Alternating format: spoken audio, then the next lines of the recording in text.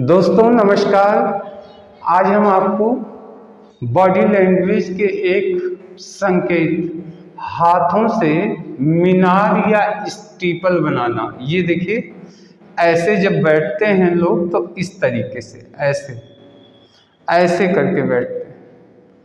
ये हाथों से मीनार या स्टीपल का निर्माण ये संकेत देता है आत्मविश्वास का, कॉन्फिडेंस का।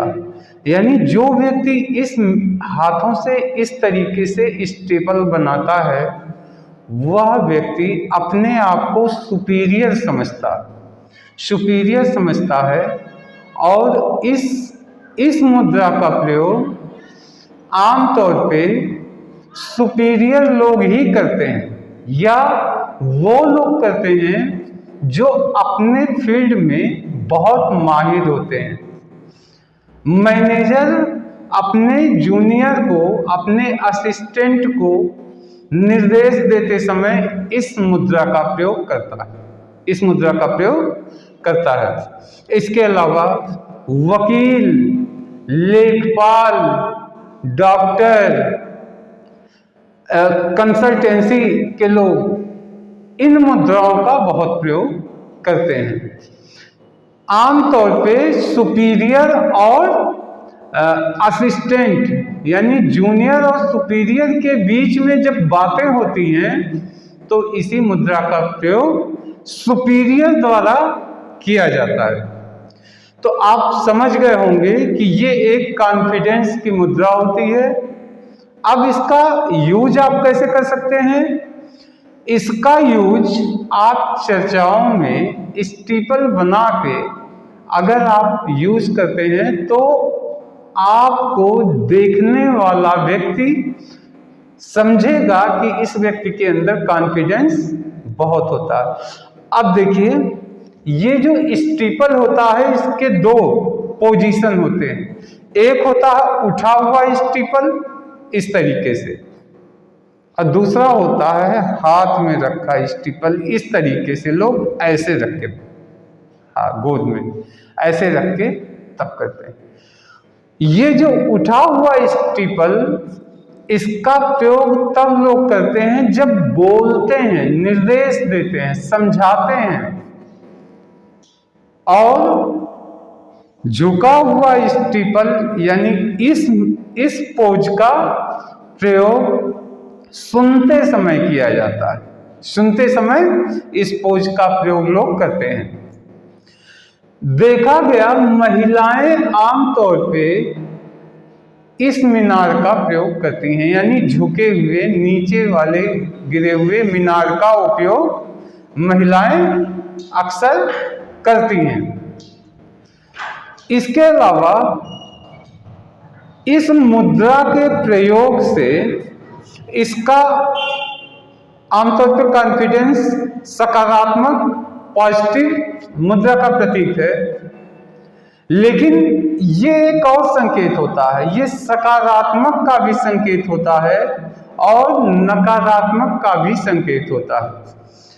सकारात्मक मुद्राओं के साथ या बाद में अंतिम में अगर ये स्टेपल बनाई जाए तो आप सकारात्मक मानते हैं। लेकिन अगर नकारात्मक मुद्राओं के बाद अगर इस स्टेपल को बनाया जाए तो इसका मतलब हो गया कि व्यक्ति बहुत ही दृढ़ता के साथ कदम उठा लिया है निगेटिव विचार का। एक एग्जाम्पल के रूप में बताते हैं। मान लीजिए कोई सेल्समैन है, कोई एक सेल्समैन है, वो आपको सामान दिखा रहा है। जब वो सामान दिखा रहा है उस समय सुनते समय, सामान को देखते समय व्यक्ति सकारात्मक मुद्राओं का प्रयोग करता है। सकारात्मक मुद्राओं का मतलब खुली हुई हथेली,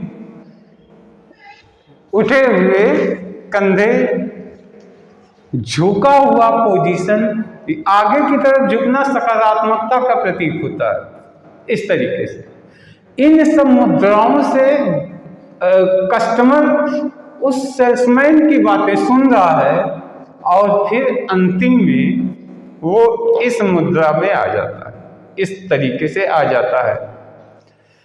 अगर समझदार सेल्समैन है तो वो जान लेगा कि अब सीधे सीधे ऑर्डर मांगने का समय आ गया है और इसमें देरी नहीं करनी चाहिए, और निश्चित रूप से 99% उम्मीद है कि वह व्यक्ति ऑर्डर पाएगा ही पाएगा। लेकिन अगर कोई व्यक्ति, कोई सेल्समैन किसी कस्टमर को अपना सामान दिखा रहा है और कस्टमर उस समय निगेटिव भावना का प्रयोग कर रहा है, जैसे बंधे हुए हाथ, मुड़े हुए पैर, झुकी हुई, नीचे झुकी हुई या ऊपर झुकी हुई गर्दन, या प्रस्तुति देखते समय इधर उधर देख रहा है, ये निगेटिव मुद्रा थी। और सेल्समैन जब ये बता रहा था उस निगेटिव मुद्रा के बाद अंतिम में व्यक्ति स्टीपल बना दिया, तो आप जान लीजिए कि किसी भी कीमत पे वो कस्टमर सामान को नहीं खरीदेगा। अगर एक समझदार सेल्समैन है तो उससे समझ लेना चाहिए कि ये पूरी तरीके से सौदे से निगेटिव हो चुके हैं, फिर उसे किसी और टेक्निक का प्रयोग करना पड़ेगा।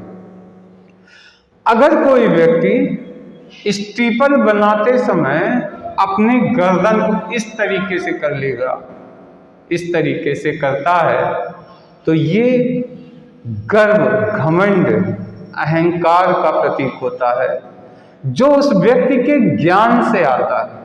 यानी वो व्यक्ति जो इस मुद्रा का प्रयोग करता है उसे अपने आप को ये कॉन्फिडेंस होता है कि मैं इस फील्ड में माहिर हूँ और मुझे किसी दूसरे के राय की जरूरत नहीं है।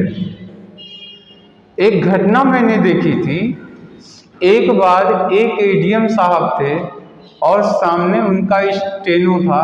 एडीएम साहब कोटेशन बोल रहे थे, ऐसे करके कोटेशन बोल रहे थे और स्टेनो उसको लिख रहे थे। बीच बीच में स्टेनो कोई बीच में सुझाव देने लगे, ये नहीं ये कर दें, ये नहीं ये कर दें। तुरंत एडीएम साहब ऐसे बैठे और स्टीपल को बनाया और सीधे असिस्टेंट से कहा, जितना कह रहा हूँ सिर्फ उतना ही लिखो, तुम्हारे राय की मुझे कोई ज़रूरत नहीं। और ऐसा करने के तुरंत बाद उन्होंने फिर स्टीपल बनाते हुए ऐसे पोजीशन में आ गए। मैं इस घटना को देख रहा था और मैं ये जान गया कि ये मुद्रा गर्व की मुद्रा है। एडीएम साहब को ये विश्वास है कि मैं जो कहूँगा वो सच होगा और वही सही होगा, ऐसा कॉन्फिडेंस होता है। तो दोस्तों, आज के लिए ये मुद्रा के बारे में चर्चा हुई है। अब इसके बाद हम कल फिर नया कोई टॉपिक लेके आएंगे। तब तक के लिए नमस्कार।